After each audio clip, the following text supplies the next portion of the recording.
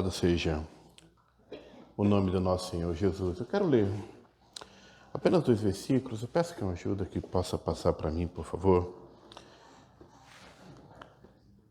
Apocalipse, capítulo 1, o verso 7 e 8 diz assim: Eis que ele vem com as nuvens, e todo olho o verá, até mesmo aqueles que o transpassaram, e todos os povos da terra se lamentarão por causa dele. Assim será. Amém. Eu sou o Alfa e o Ômega, diz o Senhor Deus, o que é, o que era e o que há de vir, o Todo-Poderoso. Senhor Jesus, fala aos nossos corações, ó Pai. Ó Deus, em nome de Jesus, ó Pai. Em nome de Jesus, ó Deus. Maranata, ora vem, Senhor Jesus. Que haja, Deus, em cada coração, ó Deus, esse firme desejo, esse propósito, ó Deus, de querer, ó Deus, a Tua vinda, ó Pai. De ansiar, ó Deus, estar contigo, ó Deus. Ministra os nossos corações, ó Deus. Acalma, ó Deus, os nossos corações. Tira, ó Deus, toda barreira, ó Deus, ó Pai, o entrave, toda a artimanha, ó Deus, do inferno, ó Deus, que queira colocar em nós pensamentos que levem-nos a longe. Mensagens no celular, ó Deus, que possam distrair a nossa atenção. Ou mesmo, ó Deus, um coração resistente, ó Deus, que impeça, ó Deus, que a Tua palavra, ó Deus, encontre terra boa, ó Deus, em nós, ó Deus, em nome de Jesus, ó Deus, fala conosco. Santo Espírito de Deus, trabalhe em nossos corações e prepara o caminho para a Tua palavra. É o que te pedimos, ó Deus, nessa noite, em nome de Cristo Jesus, o Senhor. Amém. E amém, meus irmãos. Glória a Deus pela Sua palavra. Meus irmãos, o Apocalipse é um livro cheio de simbolismos e imagens. A gente está entrando numa aventura, numa série de mensagens que há uma razão por que chegamos nela, há uma razão por que queremos falar sobre ela, e alguma dessas razões a gente vai estar compartilhando ao longo desta noite, né? A palavra Apocalipse, possivelmente você já o sabe, significa revelação. A ideia de você pegar o véu e, levantar a ponta e ver o que está por trás do véu. Ver o que estava oculto, poder mostrar aquilo que não era sabido. Isso tem a ver com a palavra Apocalipse, revelação. No inglês, eles já facilitaram, já colocaram a palavra na língua inglesa, revelation, não? No português a gente manteve ali a palavra grega e é interessante o quanto esse livro gera inquietude. Na verdade, ao longo dessa série, nós vamos entrar nos pontos mais relevantes e também mais controversos de Apocalipse. Quando falei que nós íamos entrar nessa série, eu tive 2 tipos comuns de reação. Alguns que ficaram assim, uau, que legal! E alguns que falaram com uma certa desconfiança, o que vem aí, pastor? A gente não vai se furtar de entrar em nenhum desses temas mais difíceis. A gente vai tentar buscar de Deus, humildemente, e na sua graça, o entendimento da sua palavra. É interessante isso porque quando a gente fala Apocalipse, muitas pessoas associam Apocalipse à tragédia, né? A ideia de que isso é apocalíptico, né? O que está acontecendo agora na Síria e na Turquia, né? A manchete do jornal estampa dessa maneira, né?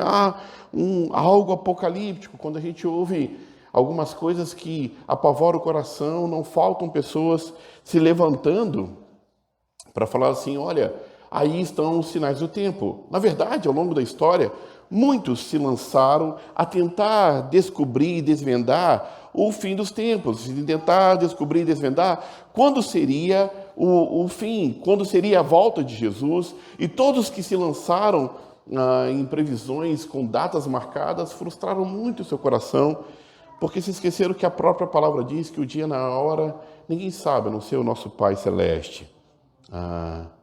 E a gente vai ao observar essa questão, essa ideia sobre Apocalipse como uma coisa relacionada à tragédia, com relação à dor, a reação das pessoas. No mundo hoje, você tem uma série de pessoas que simplesmente creem que Deus não existe. Então, essa coisa de Apocalipse não existe, é tudo obra do acaso. Sabe, Deus não interfere em nada, a nossa vida acabou, não há esperança. Não há nada mais do que comer e beber. Porque, como diz o apóstolo Paulo, amanhã morreremos. É triste quando você vê uma vida tão sem esperança. Eu ouvi uma vez um ateu dizendo assim, como eu queria ter essa esperança. E ainda não tinha tido a graça de se encontrar com Jesus plenamente. Hoje, quando falavam sobre o estudo, e possivelmente foi falado também nos grupos pequenos, que a Bíblia é a palavra de Deus e que a leitura da Bíblia sem a vida do Espírito de nada adianta. Há muita gente assim, que tem conhecimento, mas está seca, porque ainda não experimentou Deus. Há outros, porém, que quando olham o Apocalipse e olham as coisas, as tragédias que acontecem, acreditam que Deus está castigando. Sabe? Isso é por culpa do nosso pecado, dos nossos erros. Hoje, à tarde, eu deletei um vídeo do grupo da Igreja Hispana. Uma irmã, eu creio que com coração sincero, ela compartilhou lá. E no vídeo, o pastor, a pessoa lá que estava falando, disse, uma semana antes da tragédia do terremoto, 25 cristãos, 25 homens e mulheres de Deus foram assassinados. E uma semana depois veio o terremoto. E aos 5 minutos de vídeo, nos 40 segundos iniciais, já não queria acabar a ouvir tamanha bobagem, tamanha, desculpa a expressão e a dureza dela, tamanha asneira.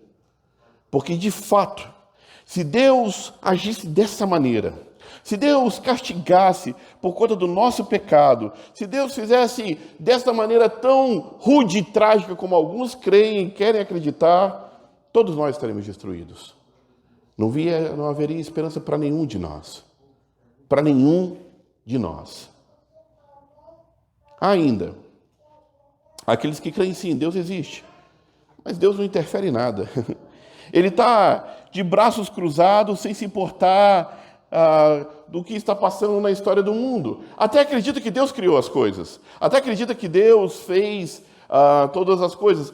Afinal, por mais que a ciência tente explicar e venha com teorias, é impossível explicar tudo que somos, tudo que existe na natureza, apenas por um plano de vida natural, uma explosão, coisas sem sentido, conexões, o tempo certo, sabemos. A criação anuncia a glória de Deus. Mas esses que acreditam que Deus fez o relógio, deu corda e o soltou no mundo, não conseguem ver a interferência de Deus, ou como se o mundo caminhasse sem direção. E sabe, meus irmãos, foram a responder a tudo isso. Foi para dar uma direção à vida daqueles que creem no Senhor, que o Senhor Jesus deixou o livro de Apocalipse. E eu preciso afirmar uma coisa. Eu preciso que logo de início você entenda uma coisa. A história humana não está à deriva. Não está sem rumo, não está sem direção. O Senhor Jesus continua com o controle de todas as coisas. Amém? É importante crer nisso. É importante crer nisso. E o que nós vamos fazer nessa noite é uma mensagem um pouco introdutória. Nós vamos falar sobre duas coisas somente. O propósito desse livro e para quem esse livro foi escrito. O propósito desse livro e para que ele foi escrito. E eu não vou fazer como nos filmes de suspense ou nos filmes que guardam a revelação para o final. Eu vou nem fazer suspense. Eu quero dizer já para quem foi escrito o livro. Foi escrito para a igreja. Foi escrito para a igreja trazendo boas novas à igreja. E o propósito desse livro também já vou revelar. O propósito de Apocalipse é revelar a vitória de Cristo e da sua igreja. Você precisa entender isso logo de cara. Para que foi escrito o livro de Apocalipse? Para dizer que o Senhor Jesus voltará em poder e em glória. Que a sua igreja reinará com ele eternamente. E para quem foi escrito o livro? Foi escrito para a igreja. E se a gente entender isso, tudo que eu falar daqui adiante é só para testificar essa mensagem. Se você sair daqui com essas duas informações, já basta e você já tem ferramentas suficientes para entender o livro de Apocalipse. Tudo que está escrito em Apocalipse para revelar que o Senhor Jesus voltará em poder e glória. Que ele tem o controle de todas as coisas na mão. Para quem foi escrito o livro de Apocalipse? Para a igreja do Senhor. E não é um livro, como eu disse, de tragédia. É um livro de boas novas. Sabe por quê, meus irmãos? Apocalipse revela algo extremamente poderoso. É a vitória de Jesus e a derrota de Satanás. Sabe, se a gente não tem isso em mente, de fato, é um livro de difícil compreensão. Porque todos os símbolos, todas as linguagens, todos os números, parecem muitas vezes criar um plano, sabe, mirabolante. Não, a gente vai tentar desvendar algum desses números, alguma dessas questões mais difíceis, mas entenda bem, é importante entender, a mensagem do Apocalipse é simples. O Senhor Jesus voltará. E quando nós lemos o Apocalipse, uma coisa fica clara: a derrota do inimigo é só questão de tempo. Aliás, a sua derrota já foi conquistada na cruz. O inimigo já foi derrotado. Não há esperança para o mal. Não há futuro para os intentos do inferno. O Senhor Jesus se levantou como um vencedor, vencendo e já venceu o mal. Quando o Júnior perguntou se quem conhecia Vencendo Vem Jesus, eu disse que conhecia, mas numa outra versão, a mais lentinha, a qual as pessoas declaram: vencendo, vencendo, vem o Senhor Jesus. E é exatamente isso, meus irmãos. O Senhor Jesus não está numa guerra de braços com o inferno, com Satanás, para ver quem ganha, quem é o mais forte. Não. A derrota do inimigo já foi decretada. Por isso, Satanás tem um problema muito grande com o futuro, porque o futuro dele é o lago de fogo e enxofre. O futuro de Satanás é a eternidade aprisionada, sabe, num lugar distante, longe de Deus. E é por isso também que Satanás tem tanto trabalho para te aprisionar, para me aprisionar no nosso passado, nos nossos erros, nas nossas vergonhas. Por isso ele é o acusador. Ele quer nos acusar com o passado, ele quer nos acusar com as nossas vergonhas, ele quer acusar e quer trazer as lembranças, as histórias tristes que vivemos, como uma maneira de tentar impedir a gente olhar para o futuro com esperança, porque ele sabe que o futuro para ele, tudo que reserva para ele é destruição, e ele quer levar o máximo de pessoas possíveis. E se ele puder te levar, ele vai fazer de tudo possível para destruir a sua vida, para destruir a sua fé, para afastar você dos caminhos do Senhor, para destruir a sua casa, para acabar com o seu casamento, para gerar no seu coração, na sua ideia, na sua mente, pensamentos suicidas, pensamentos, sabe, de ódio, pensamentos de rancor, pensamentos de dor. Tudo que ele puder fazer, ele fará. Porque ele sabe que se você olhar para o futuro com esperança, você pode confiar que esta palavra é certa, o Senhor voltará. Por isso ele quer confundir a sua mente. E é tão importante isso, meus irmãos, entendermos, porque a obra de Satanás, essa obra de tentar confundir e de nos desviar da palavra, vem desde o Éden. Na verdade, o próprio Senhor Jesus sofreu com isso. Se a gente lembra bem, quando Jesus está no deserto sendo tentado, ele vai ser tentado de muitas maneiras, mas uma tentação especial me chama a atenção. Quando Satanás olha para Jesus faminto, 40 dias sem comer, e usa a própria palavra para dizer assim: olha, as pedras estão aí, manda que elas se transformem em pão. E vocês se lembram como foi que Jesus respondeu a Satanás quando isso foi oferecido? Se lembram?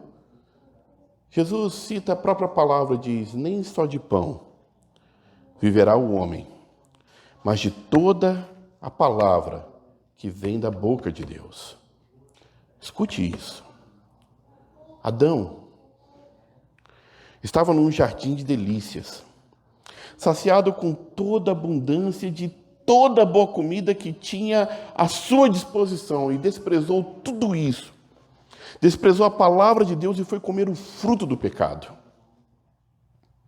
Ele não quis mais aprender de Deus, ouvir de Deus na viração do dia, mesmo tendo tudo, como eu disse, um jardim de delícias. Ele se sujou ao comer o pecado, o fruto da iniquidade, o fruto da desobediência, a preguiça de esperar o conhecimento vindo de Deus. E quando a gente olha Jesus, meus irmãos, no deserto, com fome, ele também recebe uma proposta de comida vinda das mãos de Satanás. Come, sacia sua fome. Aliás, que é uma coisa mais natural do que saciar a fome? Sendo Jesus podendo transformar a pedra em pão, por que o não faz? Mas Jesus não veio para saciar os seus desejos. Jesus não está à mercê dos enganos e da mentira do inferno. Ele vence porque ele descansa na palavra de Deus. Ele vence porque ele traz à memória o que realmente traz esperança. E não somente ele vence ao inferno, como lança sobre nós uma promessa: eu venci. E vocês também vencerão. Nós vencemos da mesma maneira que Jesus venceu o inferno, através da palavra de Deus. E é por isso que o livro de Apocalipse aponta só numa direção. E essa direção é que toda mentira que destrói vidas, que todo engano que leva ao vício, que todo engano que leva à depravação, que toda mentira do inferno que causa divisão, que toda maldade deste mundo que fere pessoas, que prostitui crianças, que leva filhos a matarem os próprios pais, que toda desordem desse mundo que clama e clama por socorro, que toda ação do mal, escute bem, meus irmãos, que toda ação do mal terá um fim. O Senhor Jesus virá com poder e glória. E não somente virá, como há de restaurar todas as coisas, como ele sonhou e planejou. Toda a palavra de Deus se cumprirá. Isso precisa descansar o meu coração e o seu coração. É por isso o Apocalipse foi escrito. Para deixar claro, Jesus voltará. E sabe, quando eu disse que essa série de mensagens começou por uma razão, é porque algo começou a inquietar no meu coração. Porque eu vejo hoje a igreja cada vez mais mundana. Eu vou chamar essa igreja mundana de materialista, que quer as coisas aqui na terra, que quer as coisas, sabe, que se pode comprar, apalpar, que se podem desfrutar. Ela quer isso. A igreja deixou de almejar o céu, sabe, de ardentemente desejar a volta de Cristo. Eu pergunto de forma retórica, não me responda. Quando foi a última vez que você orou dizendo assim: Senhor, volta. Pai, eu quero te ver. Senhor, eu quero estar na glória contigo. Senhor, eu quero ver coisas que estão reservadas aos seus santos. Senhor, volta. Ao contrário. A igreja se transformou numa igreja materialista que acredita que todas as bênçãos e os tesouros estão aqui. E por isso, às vezes me coloco tão irritado quando vem algumas canções como diz: o melhor de Deus está por vir, como se Jesus já não tivesse vindo e morrido por nós. Como se a bênção da salvação não fosse a maior das virtudes que nós podemos alcançar. É que a igreja materialista, ela quer coisas, ela quer ser mimada, ela é delicada, ela diz: eu determino, eu não aceito. Como se pudéssemos dominar e mandar no próprio Deus. Aliás, é fruto da igreja materialista a teologia de um arrebatamento que acontece para que os irmãos e os cristãos perseguidos não sofram por causa da sua fé. É daí que surge essa teologia. É daí que surge essa expectativa que a igreja é arrebatada para não sofrer as lutas, as provações que virão sobre o mundo inteiro. E se esquece que o próprio Senhor Jesus morreu morte de cruz. Se esquece do ensinamento de Jesus nas bem-aventuranças. E lá em Mateus 5, 11 e 12, meus irmãos, não sou eu que estou falando, é a própria palavra que diz: bem-aventurados vocês serão, quando por minha causa os insultarem, os perseguirem e levantarem todo tipo de calúnia contra você. Alegre-se, regozijem-se, porque grande é a sua recompensa nos céus, pois da mesma forma perseguiram os profetas que viveram antes de vocês. Não é o tema de falar de tribulação e do milênio, a gente vai falar sobre isso. Mas a gente precisa entender, meus irmãos, que a maneira com que o Senhor promete na sua palavra, e essa maneira continua se cumprindo sobre nós, se cumprirá até o fim dos tempos, é que se você passar pelas águas, você não vai se molhar. Se passar pelo fogo, ele não vai te queimar. É de um Deus que diz: eu estarei contigo todos os dias, até a consumação dos séculos. É aquele Deus que diz que não passará sobre vocês provação humanas que vocês não possam suportar, e junto com a provação, Deus dará o escape. Irmãos que creram no Senhor Jesus foram mortos em arenas. Irmãos que creem no Senhor Jesus são hoje degolados. Quem somos nós para agora dizer o que Deus pode ou não pode fazer em nós? A igreja materialista é guiada pela carne, que é as coisas daqui, mas a igreja de Jesus, ela é guiada pelo Espírito. A igreja de Jesus, a igreja que é guiada pelo Espírito, ela quer o céu. Ela almeja o céu. Ela almeja as coisas de Deus. Sabe, meus irmãos, uma das coisas que é tão forte no livro de Apocalipse, que vai falar aos líderes, aos pastores das igrejas, e chama eles de anjos. É interessante que vem essa repreensão desde cima, desde a liderança. E se eu tomo para mim essa incumbência com muita humildade, o meu dever como anjo dessa igreja é conduzi-los a uma compreensão do chamado de Jesus para as nossas vidas. E eu quero falar uma coisa aqui nesse púlpito, eu espero em nome de Jesus que eu possa cumpri-lo. Porque o dia que eu deixar de cumprir essa palavra, meus irmãos, busquem um outro lugar. Ou me repreendam na palavra para que eu me arrependa. Eu não serei um pastor materialista. A Igreja Casa Brasil não será uma igreja materialista. Porque quando coisas tiverem mais valor do que pessoas, eu estarei fora.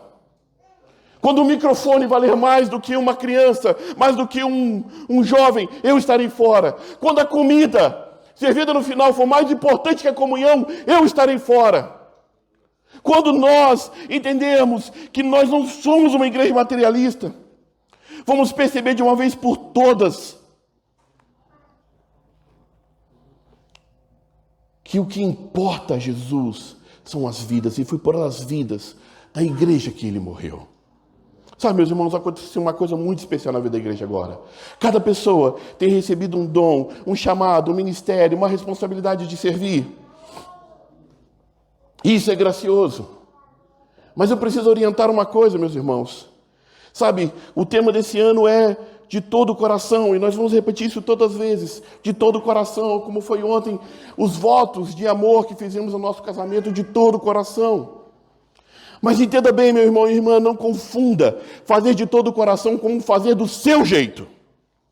Não confunda fazer de todo o coração a fazer o que você quer.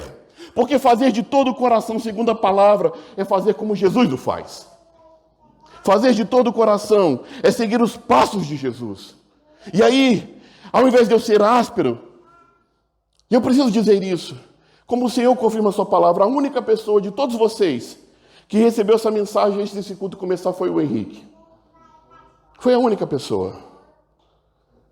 E Jesus inspirou o coração do meu irmão Júnior. Glória a Deus por isso. Para iniciar com as palavras que aqui eu coloquei. Ao invés de ser áspero, Jesus foi manso. O mais manso de todos os homens. E fez tudo com amor. Em suas falas, no seu cuidado, no seu trato, a ponto de entregar a sua vida pela igreja. Por isso, fazer de todo o coração é ser como Jesus. Tudo o que fizermos deve ser fruto da nossa paixão, da nossa força, da esperança, da volta do Senhor. E sabe, meus irmãos, quando ansiamos realmente o Senhor, o nosso trabalho agora é moldado pela nossa esperança, é moldado pelo nosso coração, querendo o Senhor. E aí começamos a sonhar com Jesus. Sonhar como Jesus, viver como Jesus, amar como Jesus. Morrer por que Jesus morreria. Isso muda a maneira que sonhamos a vida. Sabe, Isso muda a maneira com que enxergamos tudo na vida. Vou dizer algo. Isso muda a maneira com que nós almejamos e imaginamos qual seria a profissão dos nossos filhos.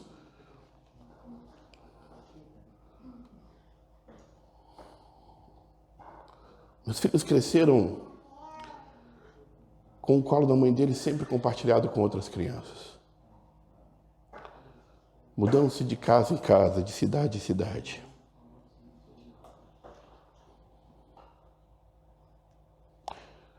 Eu não sei.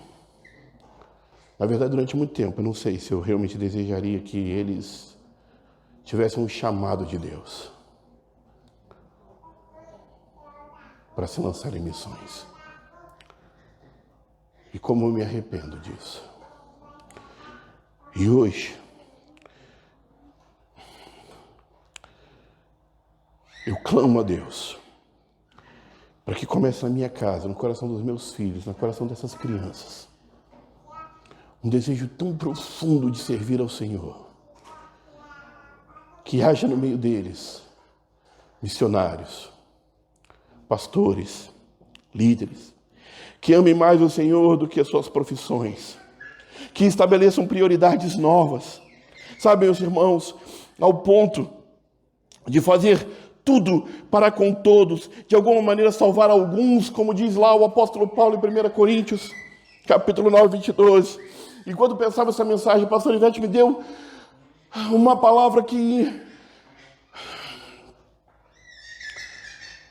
Agora, na Turquia, gente de todo mundo foi para lá para ser resgatista, de todo mundo, de vários países, retirando escombros, trabalhando com fome, sem dormir, tirando forças de onde não tem, sofrendo, sabe, chorando por cada vida perdida, por cada pedaço de pedra que tira e debaixo há um corpo de uma criança, o choro, a tristeza, mas o trabalho incansável, dia e noite trabalhando. E quando no meio dos escombros se escuta uma voz, e quando depois de dias, quando todos já perdem a esperança, é capaz de tirar uma pessoa viva, há uma celebração, há uma alegria naquelas pessoas tão grande, porque salvaram uma vida. Sabe, meus irmãos, minhas irmãs, entendam uma coisa. É assim que deve ser o nosso clamor e a nossa sede por Deus, que nenhuma pessoa se perca. Que haja em nós uma vontade, um desejo tão grande de salvar vidas para Jesus. Porque se os nossos olhos estão na volta do Senhor, e se é certa a vida do Senhor, isso precisa realmente moldar o nosso coração e a nossa maneira de viver. Nada fugiu do controle do nosso Senhor, meus irmãos, nada. Precisamos acreditar nisso. Precisamos confiar nisso. E deve ser assim a nossa maneira de ser e de viver. Então é por isso que a carta é para a igreja. Entenda bem. A volta de Jesus e a esperança de Jesus só alegra o coração de uma pessoa, de um grupo. É a igreja do Senhor. O Apocalipse não foi escrito para o mundo. O Apocalipse não foi escrito para aqueles que estão fora da igreja. Não estou escrito para aqueles que não conhecem o Senhor, tenham medo do inferno. Olha, as tragédias que estão por vir, então agora eu vou para Deus. Não foi escrito para eles. Desde os primeiros versos, a palavra é: escreve para a minha igreja. O Apocalipse, meus irmãos, foi escrito para você. Foi escrito para mim que conhece a Cristo. Para você que de alguma maneira se acomodou nesse mundo e continua vivendo segundo as suas paixões. Para você que segue a Cristo e não consegue colocar o amor em primeiro lugar. Para você que conhece a Cristo, que até se identifica como parte da igreja de Cristo, mas não se deu conta ainda, como ainda não se deu conta que o Senhor morreu pela sua igreja. E o que Ele me desafia a fazer e você fazer, é fazer o mesmo. Morrer pelo irmão que está do seu lado. Morrer por esse mundo. Sabe, eu temei Eu tenho tentado, nos momentos do ofertório, falar sobre a importância disso, mas eu não quero falar mais sobre dinheiro dessa maneira, sabe? Eu não quero aqui gastar tempo dizendo, olha, você precisa contribuir porque ensino bíblico. Não. Isso precisa sair do coração de uma igreja que não é materialista. Sabe, nós vamos ter em algumas semanas o culto missionário. E eu não preciso vir aqui convencer você por sentimentalismo e dizer, olha que coisa sofrida estão vivendo, olha que missão que precisa tanto de ajuda. E de alguma maneira, sabe, arrancar de você migalhas. Não! Não somos uma igreja materialista. Somos uma igreja guiada pelo Espírito que quer abençoar missões. Que quer, sabe, investir em missões com paixão, com alegria, porque é a obra do Senhor. Uma igreja guiada pelo Espírito, não é necessário mais ficar voltando sobre por que eu devo perdoar meu irmão, ou por que vamos viver em comunhão, por que eu preciso estar junto, não. Porque a igreja guiada pelo Espírito não coloca a sua força na razão, ou a sua esperança no orgulho e paixões desse mundo, mas olha para o céu como uma única e viva esperança. Escute bem, meus irmãos, escute bem, igreja, a mensagem do Apocalipse é esta: o Senhor virá em breve, Ele voltará e não tardará. E Ele quer encontrar com a sua igreja santa, sem mácula, preparada, adornada. Essas palavras têm tanto significado, meus irmãos. A noiva que se prepara. Sabe, o dia mais estonteante do meu relacionamento com a Ivete foi o dia que eu a vi pela primeira vez entrando na igreja, com a boca vermelha, com aquele vestido branco lindo, com um sorriso. Que dia especial. Quanto tempo a gente se prepara para aquele dia especial? É essa ilustração, é essa imagem que Jesus quer de nós. Sabe, nos adornando, nos preparando, nos enchendo de ações de graça, de ações que glorificam o nome do Senhor, porque queremos a sua volta.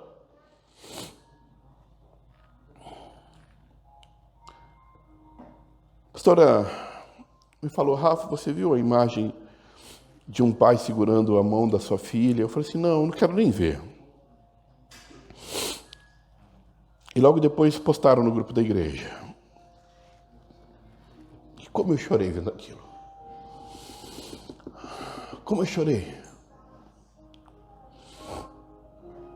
A menina morta e o pai ainda ali, com as mãos dadas com ela. Eu amo tanto os meus filhos, que eu não consigo imaginar essa dor. E é por isso, meus irmãos, que eu vou dizer uma frase que eu quero que ela tenha algum sentido único e especial. Eu sinto uma saudade do céu. Sabe? Eu não quero de verdade que a minha maior alegria, sabe, seja no vinho, nas festas, sabe? Eu não quero. Eu não quero, e na verdade nem estou podendo ter muita alegria no futebol.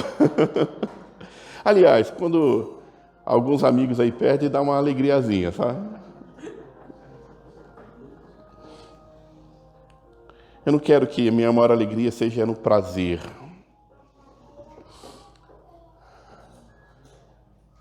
Realmente quero que a nossa maior alegria seja no Senhor, meus irmãos. Essa pergunta me foi feita essa semana. O que te move? Qual é a tua paixão? Eu confesso que na hora que me perguntaram, eu titubeei um pouco a responder. E isso fala muito, quando você não tem essa resposta na ponta da língua. Mas sabe o que me move de verdade, meus irmãos? E hoje em fé eu quero declarar isso. É a saudade dos céus. E deixa eu explicar para você que é a saudade do céu. É olhar para esse mundo e perceber que eu não me encaixo nele. Que falta algo. Que por mais que eu tenha, por mais que eu conquiste, por mais que eu viva experiências que me alegram o coração, ainda não é perfeito. É aprender a viver a vida nessa passagem pela terra, essa jornada, fazendo com que tudo seja para a glória de Deus. Isso é saudade do céu.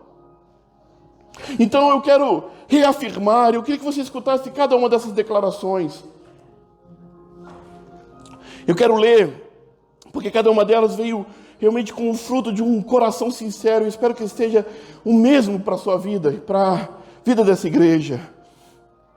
Ah, como eu sinto saudade do céu. Quando vejo cenas de casas destruídas na Ucrânia por bombas russas e uma guerra estúpida. Ah, como eu sinto saudade do céu. Quando vejo meninas se prostituindo, jovens se drogando. Ah, como eu sinto saudade do céu.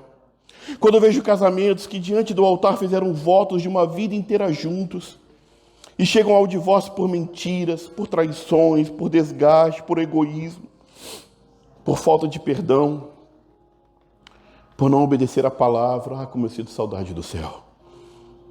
Eu sinto saudade do céu quando eu penso na injustiça das leis imigratórias que causam tanta dor.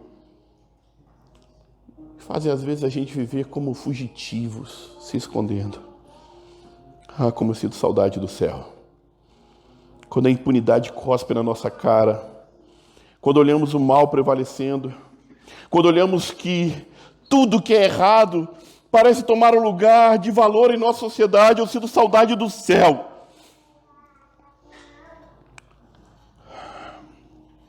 Quando tudo, sabe, a saudade de que tudo que é pequeno, que toda trave, que todo cisco do olho, sabe, seja arrancado e eu não mais vejo o meu irmão com preconceito e julgamento.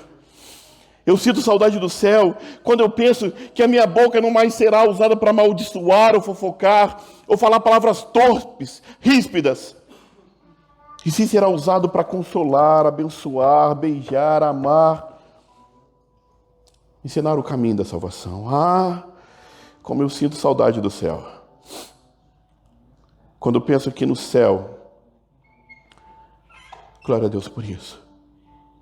Quando eu penso que no céu todos estaremos adorando e por fim vamos conhecer plenamente o nosso Senhor, sabe? Vê-lo face a face, poder abraçá-lo. Ah, como eu sinto saudade do céu. Porque eu sei que lá eu vou poder entender perfeitamente quão terrível foi a dor que Jesus levou. O quão grande foi o sofrimento que ele suportou por amor à minha vida, por amor à sua vida, meu irmão.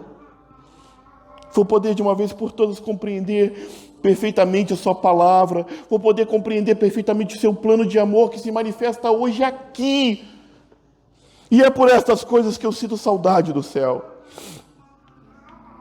E é por isso que existe o livro do Apocalipse, meu irmão, minha irmã. Para que você também sinta essa mesma saudade. Para que você almeje e deseje a volta do Senhor. Que possa declarar com os pulmões cheios: Maranata, ora vem, Senhor Jesus. Para que nós deixemos de viver uma vida terrena, uma igreja materialista, barata. Uma vida que se acaba com os anos. E passemos a viver uma vida que glorifica o Senhor. Uma vida vivida tão somente para o Senhor. E assim, meus irmãos. E tão somente assim. Se compreendermos essas duas razões. De que o Senhor Jesus voltará. De que a igreja do Senhor é a destinatária dessa carta tão preciosa. Tudo que você fizer, você fará de todo o coração. No seu casamento, na relação com seus filhos. Seremos melhores pais, melhores mães. Vamos sentar ao lado dos nossos filhos e ensinar a eles o caminho do Senhor, mesmo que sejam homens grandes e barbudos ou mulheres que parecem não querer nos ouvir. Nós não desistiremos de ensinar o caminho do Senhor. Se compreendermos isso, como membros de Casa Brasil, nós vamos fazer tudo com amor. Sabe, com as nossas palavras temperadas com sal, com cuidado, de todo o coração. Se crermos e confiarmos nisso, nós iremos ao mundo inteiro anunciando a salvação e proclamando o amor que transformou as nossas vidas. E tudo isso, meus irmãos, porque temos uma linda promessa, e escute bem essa linda promessa. Certamente, o Senhor virá e não tardará. Glorificado seja o nome do nosso Senhor. Amém? Deixa eu orar por você nessa noite. Pai, eu clamo a Ti, ó Deus, pela vida dos Teus filhos, ó Deus. E eu clamo a Ti pela minha vida, Pai. Ó Deus Santo e amado, eu peço a Ti, ó Deus, que em nosso coração, ó Deus, seja gerado, Deus, essa saudade, esse desejo, essa vontade, ó Deus, essa vontade ardente de almejar os céus,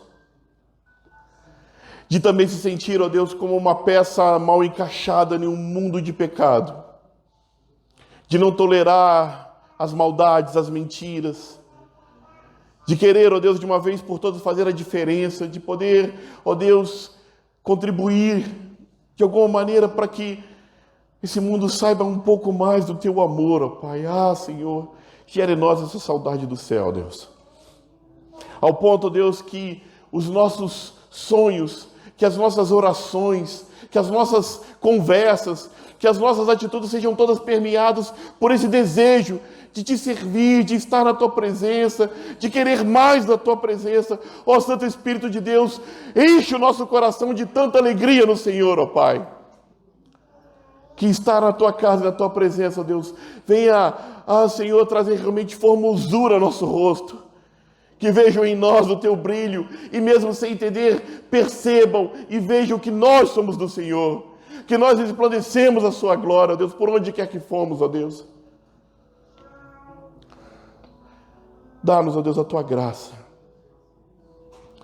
Que como temos pedido, ó Deus, desde o início desse ano, desde, na verdade, do final do ano passado, o desejo de fazer de todo o coração seja, ó Deus, um fruto sincero, ó Deus, de glorificar o Teu nome. De abençoar, ó Deus, a vida dos nossos irmãos. De anunciar ao mundo a salvação que há no poderoso nome de Jesus. Derrama o Teu cuidado, derrama a Tua graça sobre a vida da Tua igreja. Essa é a nossa oração. Esse é o nosso clamor, Senhor Jesus. Vem e fala conosco.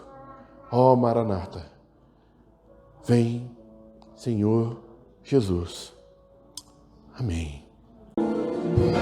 Meus irmãos e irmãs, que a graça do Senhor Jesus, o amor do Deus Pai Todo-Poderoso, a doce presença, a consolação e a alegria do Santo Espírito de Deus, seja sobre sua vida, sobre a vida daqueles que você ama e estão aqui pertinho de você, sobre a vida de todos aqueles que você ama e você não pode abraçar nessa noite, sobre todo o povo de Deus, espalhado pela face da terra, hoje e até aquele dia glorioso que o nosso Senhor Jesus virá, e é certo, não tardará. Maranata, ora vem. Senhor Jesus, que Deus te abençoe. Amém e amém.